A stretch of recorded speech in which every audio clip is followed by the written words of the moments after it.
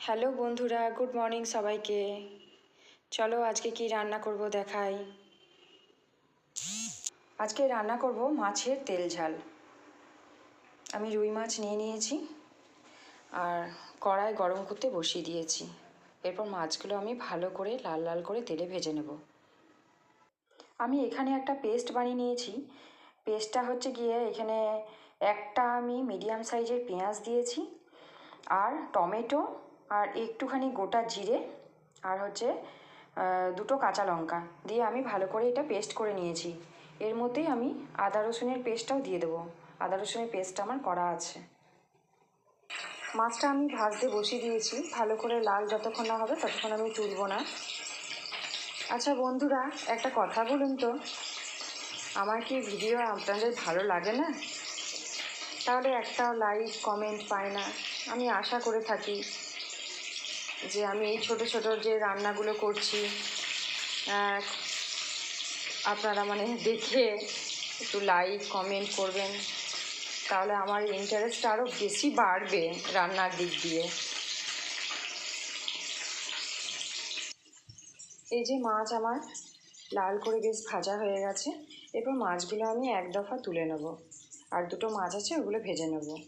বন্ধুরা, আপনারা যদি ইউটিউব থেকে দেখেন আমার ভিডিওটি, আমার ফেসবুকে আরেকটি চ্যানেল খোলা আছে, সেটির নাম হচ্ছে কিউট ফ্যামিলি রেসিপিস।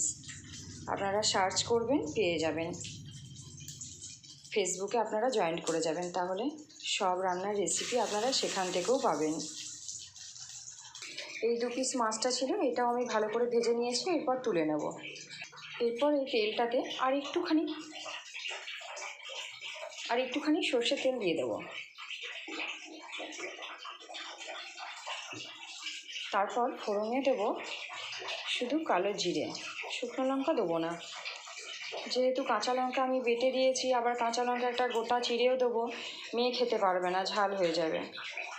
এরপর যে মশলাটা আমি পেস্ট করে রেখেছি, এর মধ্যে এই যে আদা রসুন বাটা অল্প, কিন্তু এই চামচের হাফ চামচ দিয়েছি, দিয়ে ভালো করে মিশিয়ে তেলের মধ্যে দিয়ে দেবো।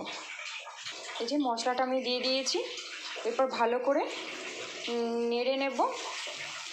তারপর প্রতিদিনের যা উপকরণ আমাদের দেওয়ার, সেগুলোতে দিই সব রান্নাতে, সেগুলোই একটু একটু করে দিয়ে দেবো। এই যে মশলার মধ্যে একটুখানি হলুদ দিয়েছি, স্বাদ মতো নুন দিয়েছি, কাশ্মীরি লঙ্কার গুঁড়ো দিয়েছি। এরপর ভালো করে মিশিয়ে নেব। আর স্বাদ মতো নয়, খানিকটা চিনি দিয়েছি, বেশ রান্নাটা ব্যালেন্স হয়ে যায় চিনিটা দিলে। ভালো করে কষিয়ে নেব যতক্ষণ না তেল ছাড়ে। আর পেঁয়াজ বেটে আর আদা রসুন সব কিছু পেস্ট করে যদি রান্না করা হয়, যেহেতু গোটা জিরে দিয়েছি, এত সুন্দর গন্ধটা আসে, খুব ভালো একটা সেন্ট ছাড়ে। ভালো করে কষিয়ে নেব। আমি যেহেতু গোটা জিরে বেটে দিয়েছি, তার জন্য ভাজা জিরে, যে ধনে গুঁড়ো আমরা ভাজা জিরেটা খাই, সেটা একটুখানি দেবো, অল্প একটু। দেখুন বন্ধুরা, মশলাটা কতটুকু হয়ে গেল কষাতে কষাতে। মশলা একদম কষানো হয়ে গেছে। এরপর আমি কুচিয়ে রাখা ধনেপাতা দিয়ে দেবো।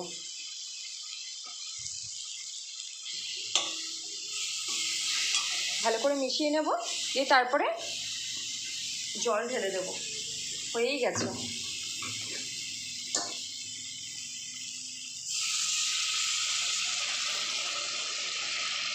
একদম অল্প জল, খুব একটা ঝোল হবে না, একটু গ্রেভি হবে। ভালো করে ঝোল ফুটে গেলে মাছগুলো আমি ছেড়ে দেবো। ব্যাস হয়ে গেল আমার রান্না। তো বন্ধুরা, আমার চ্যানেলটি ইউটিউবে যদি দেখে থাকেন, তাহলে ফেসবুকে যে বললাম একটা নতুন চ্যানেল আমি খুলেছি, কিউট ফ্যামিলি রেসিপিস, ওই চ্যানেলটিতে ফলো করে দেবেন। ব্যাস, ঝোল আমার ফুটে গেছে। এবার মাছগুলো আমি ছেড়ে দেবো। মাছ আমি ছেড়ে দিয়েছি। 3 জনের 3টে নিয়ে নিয়েছি ঝোলে, আর 2টি মাছ আমি ভাজা রেখে দিয়েছি। ব্যাস হয়ে গেছে রান্না। তো ঠিক আছে বন্ধুরা, সবাই ভালো থাকবেন, সুস্থ থাকবেন। আর আমার রান্নাটি যদি ভালো লাগে, একটি লাইক কমেন্ট শেয়ার করে দেবেন।